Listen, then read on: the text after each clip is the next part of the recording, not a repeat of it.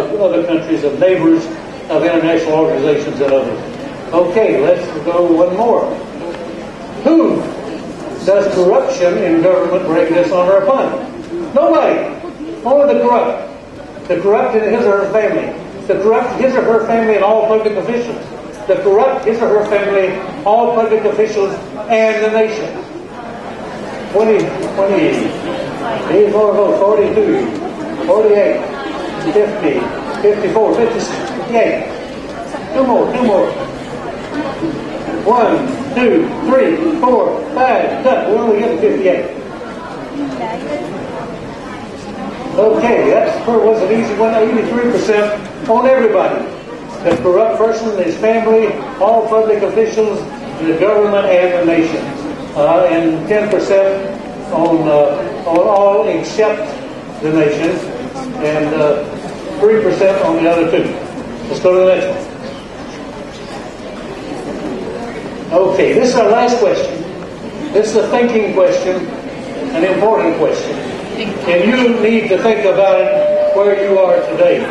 Those of you who are students. In your opinion, is cheating at the university as a student related to probable corruption at work in the latter life of a person? Likely, very likely, maybe but not always, rarely, don't have any relationship whatsoever. We up to 52, 54, 50, 58. I think that'll be up. 1, 2, 3, 4, 5, go. 71%. Very likely. Those are the future cheaters. They're the future corrupt in your future government. Now you know where government corruption starts. Think about it. Think about it. Think about it. 14.9% said likely, 14% somewhat. Nobody said they're unrelated. Everybody agrees that cheating and corruption are related, and they grow like a fungus in your conscience, and your conscience diminishes the more you cheat, the more you do something wrong. And let's go back to close our chapter 5, a portrait of an honorable man. And we're almost through. And I know you're glad. As soon as we can get our machine back on, we'll move through and we'll skip these others. A couple of further things. These are some extracts from the platform of the President. The corruption destroys our families, robs our children, deters the economy, erodes our spirit, and many things. It's very good. Excellent platform. And a reawakened sense of right and wrong through living examples of our highest leaders. That's the vision for this country. Our living examples. And if your highest leaders are living examples, you know what will happen. Your highest leaders, our highest leader in the United States and across the world have not been living examples. And a belief that they're doing the right thing not only makes sense morally, but also has economic value. Portrait of an honorable man. Psalm 15 has been described as a portrait of an honorable man. Let's take a look at it. Lord, who will dwell in your sanctuary? Who may live on your holy hill? Here's what the Lord said. He whose walk is blameless, who does what is righteous, who speaks the truth from the heart, who has no slander in his tongue, does his neighbor no wrong, and casts no slur on his fellow man, who despises the vile man. Not many people despise vile men anymore. Why?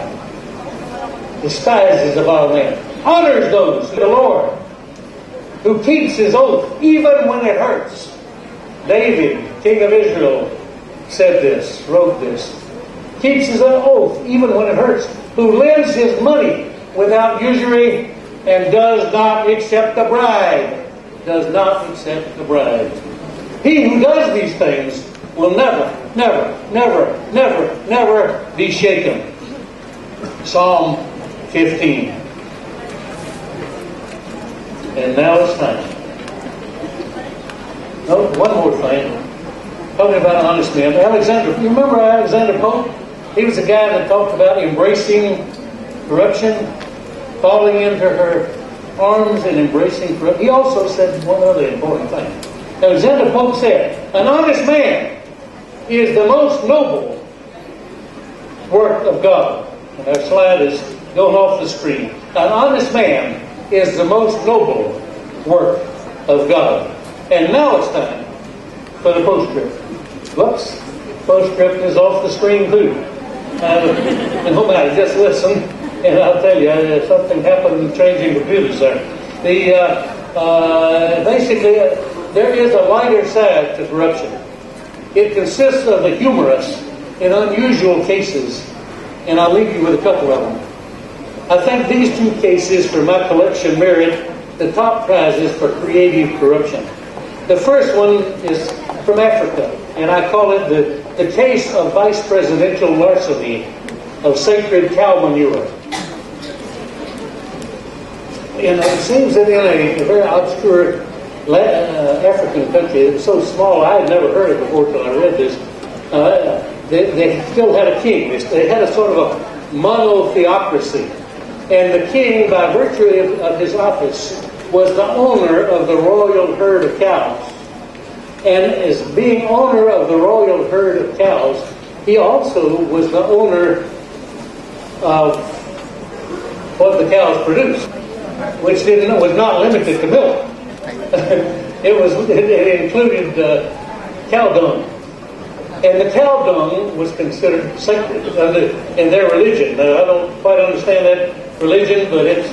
I'll tell you something. You do a Google of sacred cow manure, and you'll be surprised at how many replies you get, how many hits you get. I was when I did it. This cow manure, or cow droppings, or whatever you want to call it. They call it chips in the western United States because they use them to build fires.